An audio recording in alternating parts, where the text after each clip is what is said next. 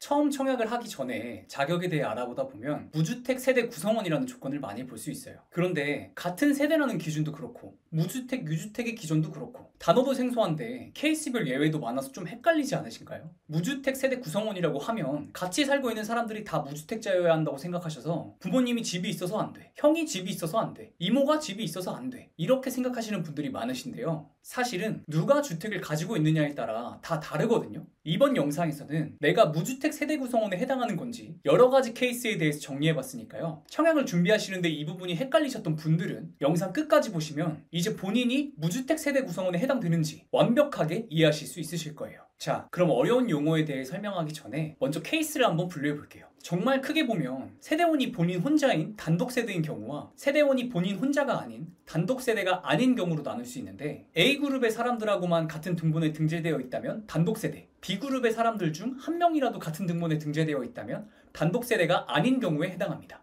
즉, A그룹에 속한 사람들은 나의 세대에 속하지 않기 때문에 같이 등본에 등재되어 있더라도 내 청약 자격에 아무런 영향도 미치지 않고, B그룹에 속한 사람들은 나의 세대에 속하기 때문에 나 또는 배우자의 등본에 등재되어 있다면 내 청약 자격에 영향을 미친다 라고 이해하시면 정말 간단해요. 그럼 이제 왜 그런지 그 이유를 설명드릴게요. 앞서 말씀드린 내용을 이해하려면 청약에서 이야기하는 세대, 세대원, 세대주가 무엇인지에 대한 이해가 필요한데요. 먼저 세대는 일반적으로 같은 집에 살고 있는 사람, 좀 더 어렵게 생각하면 내 등본에 등재되어 있는 사람이라고 많이들 생각하시겠지만, 청약에서 이야기하는 세대는 다음과 같습니다.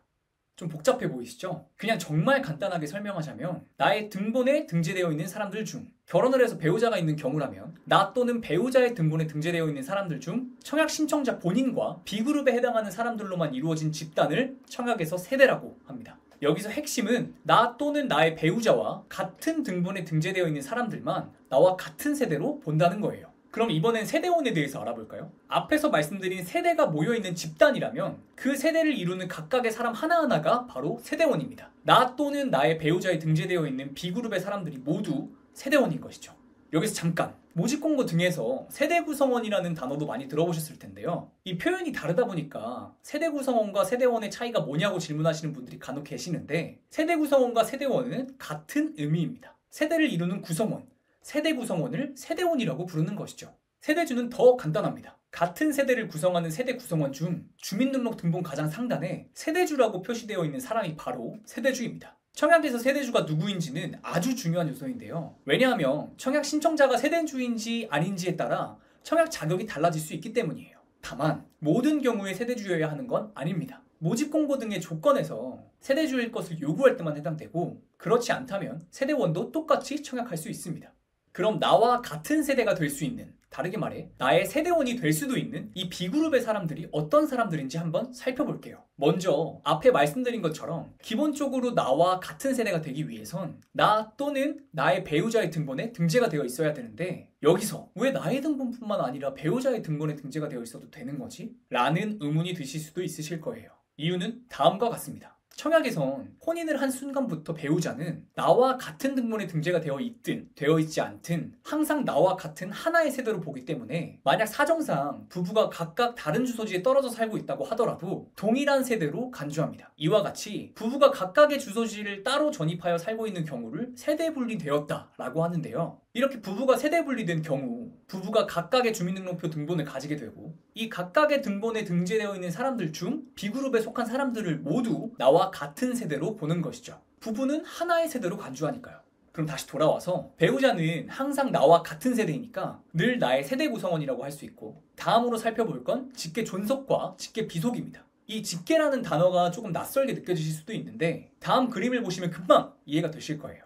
보시는 것처럼 직계라는 건 나의 부모나 조부모, 자녀나 손자녀처럼 나를 기준으로 위아래로 쭉 이어지는 가족관계를 말하고, 부모나 조부모처럼 나보다 윗세대는 직계 존속, 자녀나 손자녀처럼 나보다 아랫세대를 직계 비속이라고 합니다. 청약에서 직계 존속은 나의 직계 존속과 배우자의 직계 존속으로 구분하고, 나 또는 배우자와 같은 등본에 등재되어 있다면 두 경우 모두 나의 세대 구성원이 될 수 있습니다. 직계 비속의 경우 딱 한 가지 경우에 대해서만 유의하시면 되는데요. 바로 배우자의 직계 비속, 배우자의 전혼자녀입니다. 아까 말씀드린 부부가 따로 살고 있어서 세대 분리가 되어 있다고 가정했을 때 나의 가족관계 증명서에 있는 직계 비속 또는 나의 직계 비속의 자녀인 손자녀는 나 또는 배우자의 등본 어디에 등재되어 있는지와 상관없이 나의 세대 구성원이 될 수 있지만 나의 가족관계 증명서에는 없고 배우자의 가족관계 증명서에는 있는 직계 비속, 배우자의 전원 자녀인 경우 반드시 나의 등본에 등재되어 있어야만 세대원으로 인정받을 수 있습니다. 나와 같은 세대가 될 수 있는 마지막 케이스는 직계 비속의 배우자입니다. 나의 자녀가 혼인을 할 경우 사위나 며느리 또한 나 또는 배우자의 등본에 등재되어 있다면 나와 같은 세대로 보아 세대 구성원으로 간주합니다.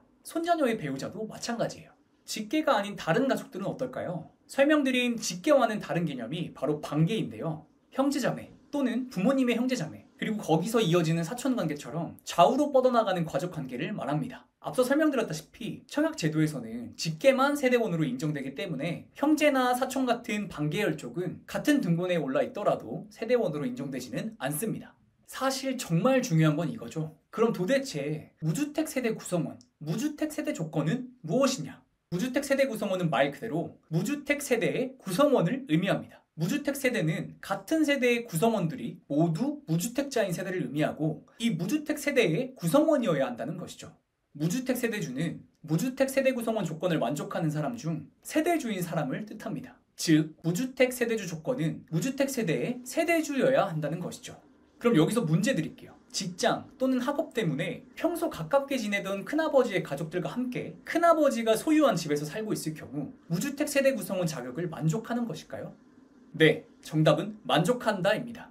큰아버지는 집을 소유하고 있는 유주택자인데 어떻게 무주택 세대 구성원 자격을 만족하는 거죠? 앞에서 설명드렸다시피 큰아버지는 나와 같은 세대로 볼 수 없는 친인척, 반계열 쪽이기 때문에 유주택자인 큰아버지와 살고 있다고 하더라도 청약 신청자인 본인은 다른 세대 구성원이 없는 단독 세대가 됩니다. 따라서 만약 청약 신청자 본인이 소유하고 있는 주택이 없다면 무주택 세대의 구성원이 되는 것이기 때문에 무주택 세대 구성원 조건을 만족하게 되는 것이죠. 그럼 또 이렇게 생각하시는 분들이 계실 거예요.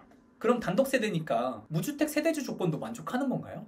단독 세대라는 것은 청약에서 이야기하는 세대의 구성원이 본인 혼자 단독인 것을 이야기하는 것이지 주민등록 등본에 혼자 등록되어 있는 것은 아닙니다. 큰아버지의 집에 전입신고를 한 상태로 함께 거주하고 있다면 주민등록 등본을 출력했을 때 같은 집에 전입신고해서 거주하고 있는 큰아버지와 큰어머니, 사촌 형제들이 함께 나오고 본인이 주민등록 등본 상단에 세대주로 등록되어 있지 않다면 무주택 세대주 조건은 만족하는 것이 아닙니다.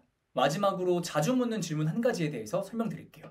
부모님이 집이 있어도 가능한다는 건 무슨 의미인가요? 청약에서는 주택을 소유하고 있어도 소유하지 않는 것으로 인정해주는 케이스가 있어요. 바로 주택공급에 관한 규칙 53조에 대한 내용인데요. 대표적인 것이 바로 만 60세 이상인 직계존속이 소유하고 있는 주택은 주택을 소유하지 않는 것으로 본다는 것입니다. 유주택자인 부모님과 같은 등본에 등재되어 있어도 주택을 소유하고 있는 부모님이 만 60세 이상이라면 주택을 소유하지 않는 것으로 인정되어 무주택 세대 구성원 자격을 만족할 수 있다는 것이죠. 여기서 주의할 점이 있는데 만약 소유하고 있는 주택이 어머니, 아버지의 공동명의인 집이라면 두 분 다 만 60세 이상이어야 무주택으로 인정받을 수 있습니다.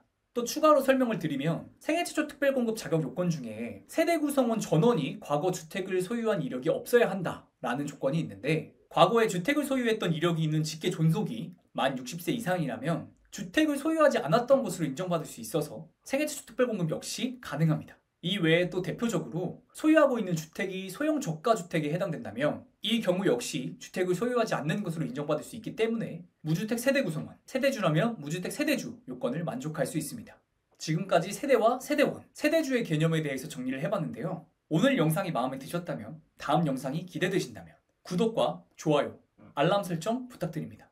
감사합니다.